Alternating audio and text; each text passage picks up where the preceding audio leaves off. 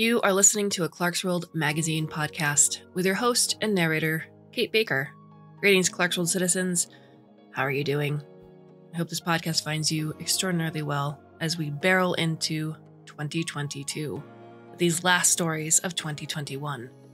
As always, I know this has been an extraordinarily hard couple of years. This ongoing pandemic has really tested the patience of our own mental health, along with everything else in our lives. But I am extraordinarily grateful that you have taken the time to come here to listen to stories to just forget about the world for a while. Thank you, from the bottom of my heart, for your ongoing support. And if you're in the festive mood and feeling like that you want to give a few dollars our way, please consider going to patreon.com/Clarkesworld, where you can be a part of this magazine each and every month. We need you to keep going. It helps. Every single dollar helps. So our third story for issue 183, December 2021, is Vegvísir. It is by David Goodman. David Goodman, who can be found at davidgoodman.net, is a writer of speculative and thriller fiction based in East Lothian, Scotland. He is a member of the Edinburgh SFF writing group and is currently querying his first novel, a near-future thriller set in the aftermath of severe climate change. This is his first published story. So, my dear listener, I hope you can sit back, relax, and let me tell you a story. That's the thing you have to remember about Kobayashi drivetrains. They work until they don't. Not like a Selenex or a Rostov unit. Those things tell you all the time how they're feeling. Grumble, grumble. You're out there in your suit, putting on the spray lube, picking bits of regolith out of the intakes. Every day it feels like. With the Kobayashis, they work flawlessly. Very fine engineering. But no warning at all when they fail, just bang. No more coupling. And that's fine if you're coming off shift, if you're a tank or two away from a lock and some breathable. And the Kobayashi is a good unit. Well made, affordable even with the lift premium. Lots of spare parts in every depot from here to Gale Crater. I'd say we replace one of them every 6 months or so. The vehicle pool techs are pretty fast at it now. But none of that helps me. Gunnar Christiansen, thermal drilling technician class 2, third generation Martian, and officially fucked. Because I'm a helvete. In the words of my grandfather, who was probably watching from his perch among the gods on the literal Mount Olympus and laughing through the cracked face shield that killed the old bastard. No, instead of being a quick bounce to a lock and a hot meal while the Jimmies jack up my rover and make it work again, I'm 219 kilometers out on a survey line. On my own, with only standard day rations, 9 hours of breathable, and a drivetrain that's popped every shackle. Great. It's not like I wasn't aware this might happen. I did a visual inspection with the head Jimmy 2 days ago. Everything looked fine. A little stress around some of the retainer bands maybe, but you get that on every unit, Kobayashi or not. I packed extra water, fresh power sails for the SAR beacon, all of that stuff. But it's useless. Why? Damn swirls, that's why. Before humanity started grubbing around every little corner of Mars, we thought it was a quiet, cold, dusty place. Barely any pressure in the air. No surface water. Obviously, no plant life. But it turns out there's a lot going on under the surface in some places. Geothermal spikes, magnetic anomalies, subsurface ice that melted very fast once we really got going on the atmospheric processing. Hence the swirls. Don't get me wrong, it's still drier than my grandmother's hot fisker most of the time out here. But the activity under the ground, all the crater landforms, they create these persistent storms. Lots of trace metals in the dust. You get stuck in a swirl, you can be incommunicado for hours, sometimes days, especially if you have a busted drivetrain. When I hear that horrible flat ping through the hull, I pull on the wheel locks and swear in every language I have access to.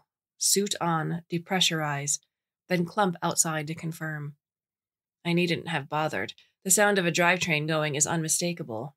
I waste a few minutes of my air supply standing in the swirling dust, cursing every moment and decision that led me here. I retreat back inside, repressurize, and take off the suit. As always, the cleaning jets in the rear of my rover don't quite get all the regolith off, so I sneeze a couple of times. It has a metallic tang like grow meat seared on an open grill at a year pass celebration.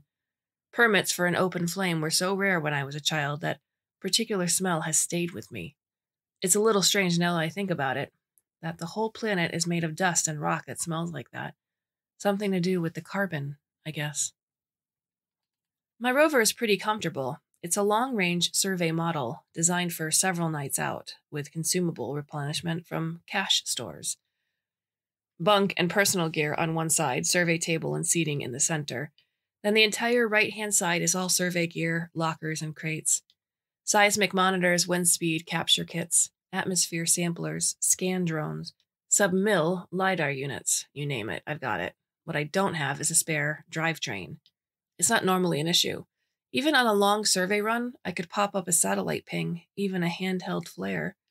I'd have a SAR unit or a diverted transport with me in an hour or two at most, and I'd get a lift back to the valley. They'd send out a heavy lift bird or a tow team for the rover, and everything would be airtight. I've got 9 hours of air in here, which was a great margin to get to the next cache, 30 kilometers ahead, and another 4 hours in the suit. More than enough for a survey line run, replacing busted sensors, taking measurements from the hardline units down in this old crater, refilling from caches, but not enough to ride out a swirl if I can't move. I pull up my survey maps. My job is to investigate the areas closer to the valley to help supply the growing population. And by investigating, I mean they're sending surveyors like me out in one-man rovers to pre-dropped caches, mainly to update the subsurface mapping of the area. It's been 50 years or more since anyone was out here regularly. I forget what that is in Earth terms. A lot. This part of the plains south of the Chasmus is studded with old lines. Most of them are long since decommissioned, but there's a few active ones still, reaching out from the valley like the spokes on a wheel. We use them to monitor geothermal activity, weather patterns, the dam swirls. Most of the heavy-duty survey work is a long, long way from here. This part of Mars is well settled. I could probably walk 6 to 8 hours in any direction and hit a transit line or a settlement power grid. Something to follow back to a hab of some kind. But my suit wouldn't even get me out of the crater. And if you're walking hard and fast to get out of trouble, cut all your consumable estimates by a third. It would be a race to see if dehydration or asphyxiation killed me first. The map glows on the survey table, showing the curved walls of the crater, the distant glyphs of the closest active survey lines, the cluster of icons around the wall gates to the valley. All too far. I dip and swirl my fingers, rotating the map looking for something I might have missed, something within my suit's distance. Nothing. Nothing. Nothing. Just sand, dead cabling, test bore wells, and rocks. Something catches my eye. It's a glyph I don't recognize, a rounded 3-dimensional rectangle bobbing gently about 3 kilometers off the main route. It's tiny and dim, indicating a decommissioned site. The icon is a sort of triangle shape with circles inside it. I look it up in my map legend. Wow. It's an old orbital transfer drop point. 100 years ago or more, the big drop pods coming in from the Mars-Earth cyclers had designated landing spots along the rim of the valley. But they also had backup points out here, in case their primary landing site wasn't clear. So there's a ring of these places around the first few wall gates. Not much more than regolith melted into hard, round pads, a blockhouse for telemetry gear, hard links, a connecting road to the nearest survey line so the passengers could be picked up. Sorry for the delay, sir and ma'am. In the end, I heard they were hardly used. So many redundant and backup systems in the first cyclers, they hardly ever needed them. But I also remember they were uplinked. They had to be. If a dropship was going to land on basically hard-packed dust, it needed to be accurate. There was a chance, a small chance, that I might be able to power up that uplink, cut through the swirl, and call in a SAR team. I squint at the old drop point glyph, then run some calcs on the distance. It's 3 clicks away, give or take a few hundred meters for the rolling terrain, rocks, all the little things that slow you down when you're not in a rover. Going at a steady pace to conserve oxygen, I could walk there in a little over an hour. Hit the uplink, then an hour back. No problem. Just a 6-kilometer walk without navigational aids in the middle of a magnetic sandstorm. Totally fine. About 500 meters out, I decide I've made a huge mistake. My suit is running a simple gyro monitor, so it will tell me if I change direction by more than a degree. If I don't stick to the glowing arrow projected in my helmet display, I might be half a kilometer or more off target by the time I got near the old drop station. And that might as well be the other side of Mars, in a swirl as thick as this one. Black, green, and brown chunks of rego smack against my faceplate. It's the new, chunkier surface layer, now accumulating over the really fine dust we have around here. The formers are doing their work, changing the whole planet. The red dust granulates into these light, crumbly chunks full of cyanobacteria. It looks like dirty polystyrene balls, the kind you might use for insulation in a dome shelter. But there's still a lot of superfine regolith under that top layer, and the swirls sure throw it about. I can see about 3 meters ahead. It's mostly rocky underfoot, and the air on my visor keeps changing color as I stumble forward. Amber to red, black to green, red, amber, green, amber. I think it's still staying green more than the other colors, meaning I'm mostly on course, but I'm tripping over my own feet so much I can't really tell. I wipe my faceplate and look down at the chronometer strapped to the arm of my suit. It has a big, chunky face with a glow dial, so I can see the time and my oxygen total even if the suit is on power conservation, or the controller module is dead. Good old physical gauges. Our predecessors learned the hard way that you don't want to have suits whose failure modes include can't get air to person inside. The early settlers lost quite a few surveyors to solar storms. I'm beginning to understand how it must have felt to be one of those old-timers, in their heavy suits, clumping through the fine red dust, knowing all they had to breathe was what was in the suit already, tasting their own sweat, feeling the air grow more stale with every step. They'd have passed out eventually, crumpling to their knees out in the red, suits coated with dust, to be found days or weeks, in some case years later. A few of them were never found. They just disappeared into the dust storms. Shit. Focus, Gunnar. The arrow is blaring red again. I twist my body around left and right until I have green, then set off. I was half a degree off, maybe, not a lot, but these little errors add up. I check the chrono again. I've been walking for 16 minutes, but it feels like a whole day. There's sweat dripping down my back inside the suit. The coolant unit is struggling with the dust outside, puffing intermittently to keep its heat exchanger vents clear. I turn down the frequency. It only uses a little of my air each time, but I'd rather be a little cool or warm in the suit than run out of air. For a little while, I try just watching my own feet and the arrow. I make it a game. Can I avoid the big rocks and cracks in the surface while keeping my arrow green? It feels like a virtue, balance and speed, and doing things in the right order. There's a boulder, step over it. Okay, went to amber there, not great. Back to green, though. This gully in the desert surface is 3 meters wide. If I go straight down, I'll break my leg. So I sidestep, turning my body to keep the arrow green. I slip and windmill my arms for a second, but then I'm down in the bottom of the gully and the arrow is green again. I pick a spot on the other side and clamber out. Amber, red, green. Eventually my suit chimes at me, and I check the chrono. I've been walking for 56 minutes. I've used a little over a quarter of my oxygen supply. That must be the extra puffs to keep my heat exchanger clear, plus the terrain being a little more rugged than I expected. I'm breathing a little hard, so I stop and do a full 360 to calibrate everything. The arrow thinks I'm 50 meters out, give or take. Visibility is 5 to 10 meters max, so I set off slowly, eyes scanning for the shape of the drop point. I've seen a few of these places on survey runs. If you're up high, you can see the wide circle of the sintered landing pad, but down at this level, I'll feel that under my boots before I see it.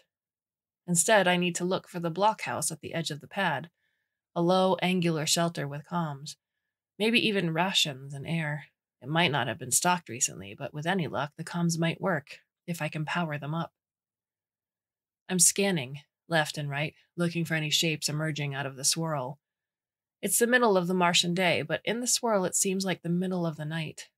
There's so much shit in the air from the granulated regolith and the magnetic flux that it feels like I might walk smack into the blockhouse wall.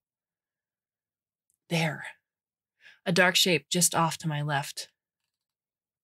A low trapezoid, large enough for 20 or 30 people. I grin inside my helmet and turn toward it. Then, I trip over a rock because I'm too busy looking at my target.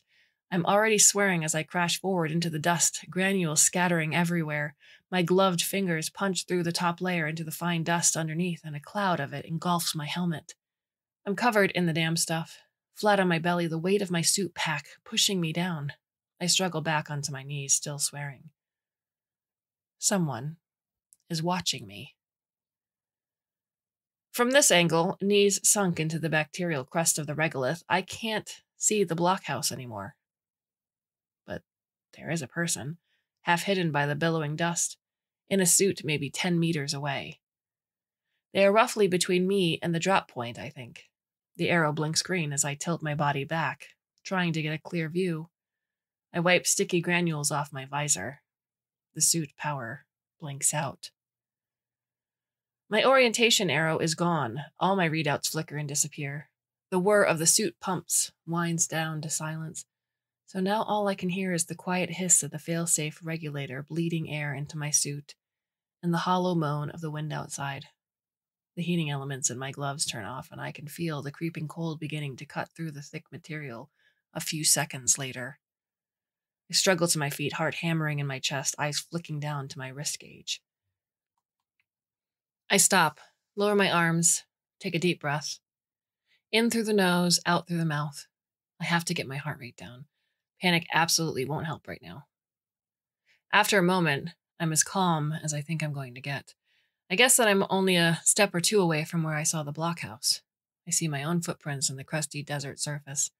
So I walk back in them 2 or 3 steps, then stop and do a full 360-degree turn, slow as I can, eyes scanning for a shape in the darkness. While I'm turning, I'm wondering what shut off my suit. I'm guessing it was an overheat. The cooling system vents getting clogged with dust when I fell, maybe? No big deal, usually, but I can't clear the vents from inside the suit without power, and I can't clean them from the outside without being back in the rover. Maybe I could follow my footprints all the way back to the rover, but then I'd be right back to square one, only with 2 hours less oxygen. I know that I'm within a stone's throw of the blockhouse. If I can find it, maybe I can pressurize it, clean out the vents. Or maybe my locked open oxygen supply will keep me alive long enough to get the comms working. I turn again slowly. No sign of the figure in the suit. Did I really see someone? Or was it just a momentary illusion, a Martian djinn of dust and wind? The early settlers were convinced they saw things out where no people should be, figures and forms in the dark, lights bobbing on the plains kilometers from any settlement. And of course, you don't import 5,000 Icelandic geothermal engineers without bringing a few sagas and myths along at the same time. I wipe some more of the clinging, superfine dust from my visor. It leaves dark smears of cyanobacteria behind. The little bugs are everywhere in the surface soil, churning away, doing the slow work of making this a world we can live in without suits like this. But for now, they're mostly black, sticky slime that is a massive pain to get off of your visor. Which direction was the blockhouse? I looked to my left and right, looking for any indication of which way I was facing before I fell over.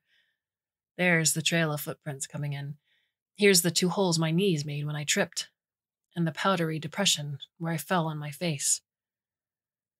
I work back until I'm pretty sure I'm standing exactly where I was when I saw the low angles of the blockhouse. I'm torn.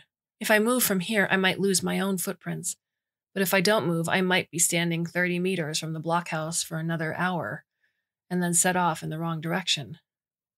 I swear again, this time dropping a few choice phrases from my grandmother. She was a farmer turned volcanologist turned astrothermal specialist. From Vegvísir, way out on the fringe, nestled down in one of the wider east fjords. She was 26 when she took the cycler to Mars. When I was growing up, she was one of the last Earthborn in our community. A half-meter shorter than most of us, still going out every morning in her patched-up old suit to wipe the solars and see the sunrise. She told me she never got tired of living so close to the Martian equator, no months of darkness like back home. She would show me photos of the East Fjords. Her on a boat pulling in nets with her father out on a rough-maned Icelandic horse, grinning, rosy cheeks above a chunky knitted jumper, hair in braids. Sometimes I would point out the hab glasses at the back-crusted hills and cliffs around the valley, running with the effluent of our forming. I'd ask her if one day it might look like where she had grown up, with rough grasses, black sand, ice, and snow. She would laugh and ruffle my hair. Not in my lifetime, whining me, or yours, but your children's children, perhaps. God damn it. What am I doing? Thinking about my damn grandmother 15 years dead. I'm likely to join her if I don't screw my head back on. I blink a few times inside my helmet, take some more slow breaths. Why was my mind wandering like that? Are my CO2 levels rising? The scrubbers should work even without power, at least for a while, but if I keep standing here, I'm going to pass out or stagger off in a random direction when I get delirious from lack of oxygen. I look down at the footprints. Pretty sure I'm facing the right direction. There's where I turned, stepped forward, and fell. Right before that, I was looking at the blockhouse. I take 5 steps forward, then I stop, make a mark right in front of me with my boot, and do another full 360. No sign yet. Another 5 steps, another mark. Where the hell is it? My heart rate is increasing again, the skin prickling inside my suit. My breath is coming shorter and sharper, and I'm fighting the absolute certainty that I can taste the carbon dioxide building up in my helmet. I can't, of course. It's colorless, odorless, and flavorless. But I'm sure there's a tang to the air that wasn't there before. Inside, I know that tang is my own fear. It's sweat and pheromones, alarm bells ringing in my nervous system, telling me I'm in danger, that I'm alone, without help, that I'm being hunted. There, in the darkness and rippling clouds of dust ahead, a shape, but not the comforting bulk of the blockhouse. It's the same figure as before. They're closer this time. I think they're walking just ahead of me. The suit doesn't look right, though. From the glimpses I catch through the dust, it's too bulky, patched and frayed, one of the old multi-laminate models, the kind of thing no surveyor or former or miner on Mars has used in decades. An antique. Just like my grandmother's suit. Hey! I shout, then realize immediately that my suit's radio is dead. Hey! I shout again anyway, for forget about the careful turning, the marks. I go tumbling forward, boots scuffling through the black crust, breathing hard. The figure keeps walking. It's tall and thin even inside the suit. Most Martians are, but the old-timers that wore those things were Earthborn usually, squat and muscular compared to us. Who the hell could it be? Why are they out here? I trip, the toe of my boot catching in a crusty piece of hardened regolith, sprawled forward again, this time onto something firm. There's a light coating of the crumbly granules that's on everything, but underneath that is a hard surface, not the usual dust. I stare down at my gloves and push experimentally with my fingers. It's a luminized regolith. These old pads were sinter finished around the edges by later waves of colonists. The pads were initially formed by the first landers, plumes of alum fired into the landing rockets. They flared out and coated the soft regolith for a dozen meters, creating instant, semi-solid landing pads. It was an amazing technology for the time, well proven in the lunar colonization of a century earlier. I'm on the landing pad. I crane my neck up, trying to see past the bulk of my own helmet. The figure is gone. I clamber to my feet again and look around. The swirl seems like it might be easing a little because I can clearly see the artificial flatness of the pad, the edge curving away from me. And there, Right in front of me, barely a dozen meters away, is the blockhouse. I gulp air and whoop inside my suit. Relief coursing through me. I stagger toward it, glancing down at my chrono as I go. The momentary joy collapses back into stomach-twisting dread. Somehow the oxygen indicator has dipped into the red. Then I remember that the power is out. Constant bleed from the cylinder in my pack combined with unpowered filtering means I'm burning air supply twice as fast as I normally would. I have to get inside. The blockhouse is sealed down tight. It's dense, locally mixed regocrete. Martian dust and sand mixed with cement and water. Tough stuff. The early buildings and structural supports around the wall gates all look like this, hugely overbuilt before we had learned what you actually needed to live on Mars. Our buildings now are light, tall, and curved, taking advantage of the lower gravity and the reduced force of the Martian weather. This is an Earth structure squatting here, brute and ugly, built by Earth minds on a planet they saw as unrelenting and purely hostile. Which means I have no way of getting in. The viewports are cemented closed, and there's a solid steel airlock ribbed with cross struts, probably a pressure door salvaged from one of the first cyclers, like a bank vault from one of Grandma's old Earth movies, dumped here in the middle of the desert. I couldn't get through this damn thing if I had 30 hours of air and a cutting torch. I'm screwed. I walk around the blockhouse twice just in case I miss something. There's a secondary lock, but it's sealed as tightly as the first. Eventually, I'm back at the main door, and I slump down into the black grit, my head swimming. The chrono says I have maybe 6 minutes of air remaining. 10 if I breathe slowly. No way back to the rover now. It might as well be 500 kilometers away, not 3. I could try to run it, but that would just burn the air faster. At least if I stay here, the SAR team they eventually send might have a better chance of finding my body. I stare into the swirl, smelling my own sweat and stale breath. My visor is fogging up with each breath, without temperature regulation. And now that I've stopped moving, the cold is cutting through. I shiver a little. I think I get up then. It's hazy. I hammer on the door. I shout and scream and feel the tears coursing down my cheeks, my beard damp inside my helmet.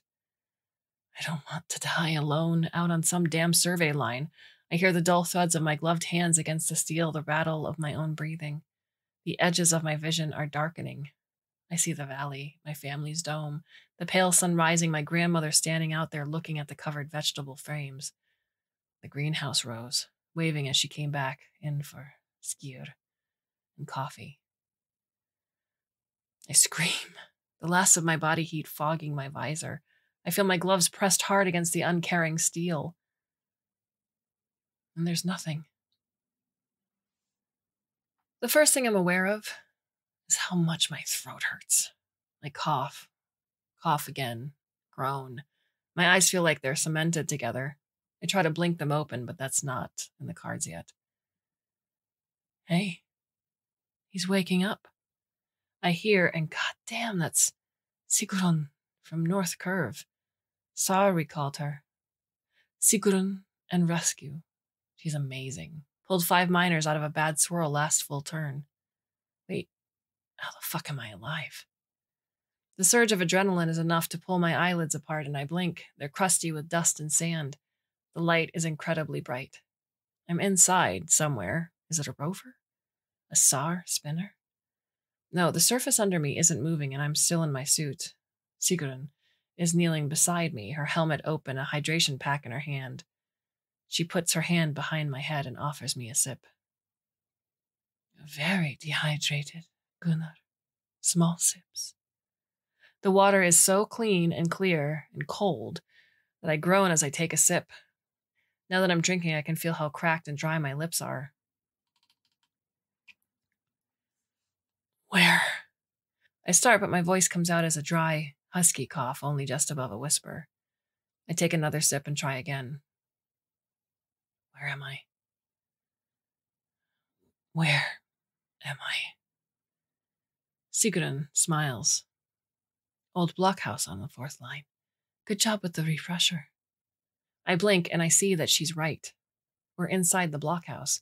It's mostly empty, long since stripped bare of everything but the absolute basics.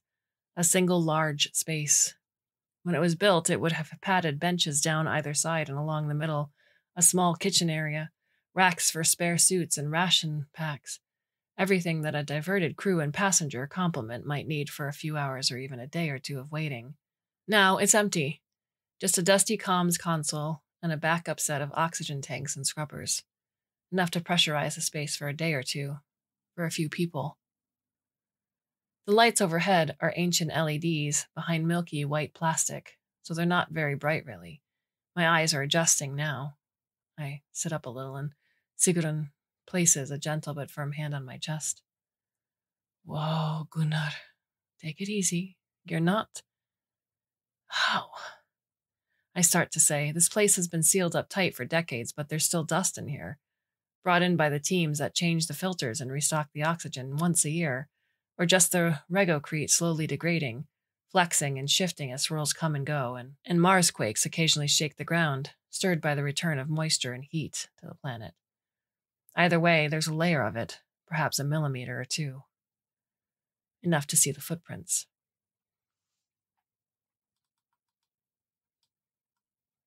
I can see where Sigrun and her team came in, via the secondary, smaller airlock. That's because the main airlock, where I apparently came in, has been hard-locked from the inside. The footprints lead, clear as day, from the main airlock over to the comms panel. There's even a smear in the dust where a gloved hand slid down the console, mashing at buttons. More smears as the same gloved hand fumbled for the manual release valves on the emergency oxygen. And a couple of stumbling footsteps on my own feet. How did I get inside? But the airlock, it was... I start, but Sigrun shushes me. Hard locked. Yes, we know. Not sure why you did that. I suppose you wanted to ensure it wouldn't leak when you repressed? But we got in the secondary with an override code once we realized. I managed to struggle my way into a sitting position. Sigrun shuffles back and stands up. The rest of her team are spread around the space, leaning against the old regocrete walls, all looking at me. Their helmets are open so I can see how their eyes dart away from me, not quite lingering. How long since I got in here? I ask. Christian Magnusson, a giant bear of a man in a custom suit who is Sigrun's right-hand man on the SAR team, steps forward. His beard looks dusty inside his helmet. About 9 hours. We checked the logs on the distress beacon you activated. It was only an hour ago that the storm settled enough to get the message through. We got here as soon as we could. I cough.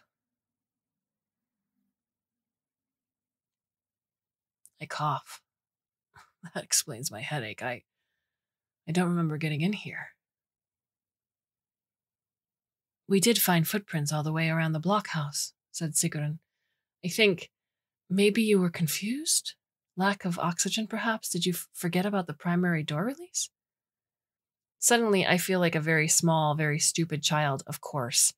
I had been hammering on the door, scrabbling at the blank metal facings as though some benevolent creature inside might crack it open for me, completely forgetting that all I had to do was reach up, flip open the panel above, and pull the large red handle that would pop the airlock. Starved of oxygen, vision tunneling, my training and experience had deserted me, except it hadn't because I was inside. I'm not sure what happened, I say. I don't remember popping the airlock. I must have just managed it. Christian frowns. No, Gunnar. You must have been here for quite a while. You had time to do that before you passed out. My neck prickles as he lifts one big bear paw and points, his gloved finger indicating the wall behind me. I clamber to my feet and turn around. When I lift my head to look, I feel my breath shorten. Scratched into the reddish, crumbling surface of the century-old regocrete, there's a symbol, perhaps a half-meter across. It's a simple drawing, an 8-pointed star made from intersecting lines, like a compass rose. The ends of each line are decorated with crosshatches, little forks, and short curves, like a child's drawing of a bowl or a fork. But that's not what they are. I would know the symbol anywhere. What is it? Asked Ralston. He's dark-haired with a thin, narrow face, shorter than the rest of us. He's from the other side of the valley, an Anglo, descended from the third or fourth wave after the geothermal power was laid and the greenhouses were running. The original first wave, Landnamsmen, of my grandparents' generation call them the Niish, the new ones. But they've been here 40 years already, not long enough to begin developing the different muscle tone and height of the rest of us. But he's as Martian as we are. The rest of the crew are all first wave descended. None of them need it to be explained. I swallow. It's Vegvísir. It's the wayfinding rune. It's supposed to help you find your way in storms and bad conditions. My voice cracks. I hold my hand out and Sigrun hands me the hydration pack. I take another sip, feeling the cool water restoring me. Sigrun steps closer and lowers her voice. Did you see anything before you got through the door? I swallow, then nod slowly. I thought I saw somebody ahead of me in the storm. Then I remember being here and circling the blockhouse, and I woke up with you here. I don't remember doing that, I say, pointing at the rune. Sigrun looks at Christian and the other first wavers, her braided hair flipping out of her suit collar as she turns her head to look at each of them. Ralston is frowning. Someone gonna tell me why this is a big deal? Gunnar gets bored during a 9-hour wait for Sar and carves some old-time symbol? So what? I swallow again. My mouth is full of red dust, the deep chill of Mars in my bones, the slow changes that are waking deep things like the ice and volcanoes of the land I have never seen, but feel deep in every cell. We have come to Mars and we have brought our stories with us, and with those stories come other things. I cough and recite a verse from the Havamos in the poetic Edda. I start in Icelandic, speaking softly.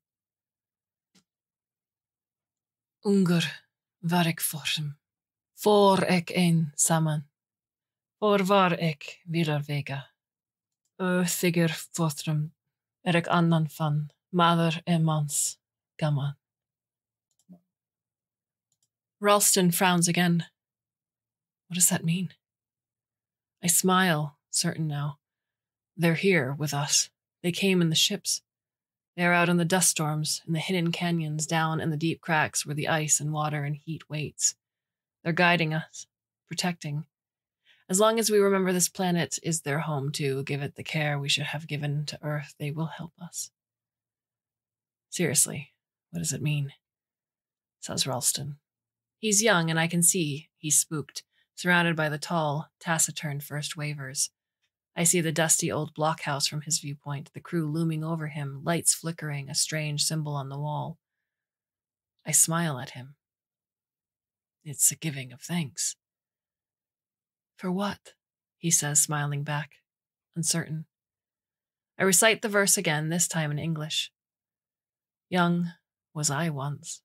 I walked alone, and bewildered seemed in the way.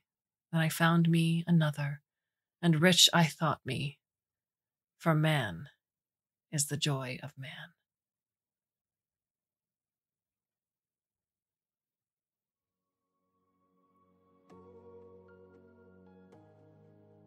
Author's note. David would like to acknowledge the help of several members of the Iceland subreddit who volunteered to read an early draft of this story, particularly Jon F. Any remaining errors are his own. What are your thoughts on the story? You can leave us a comment or a question over at the newly designed Clarkesworld Magazine website, and that is Clark with an E. You go to the About Us page, all of our contact information is there. Thank you for listening. Thank you for taking the time out of your busy schedules to immerse yourself in yet another wonderful world. We have 4 more stories left for you for the month of December, for the year of 2021. And I do hope you come back and listen should you so choose. Until then, my dear listener, I bid you a very fond and warm and hopefully very temporary farewell.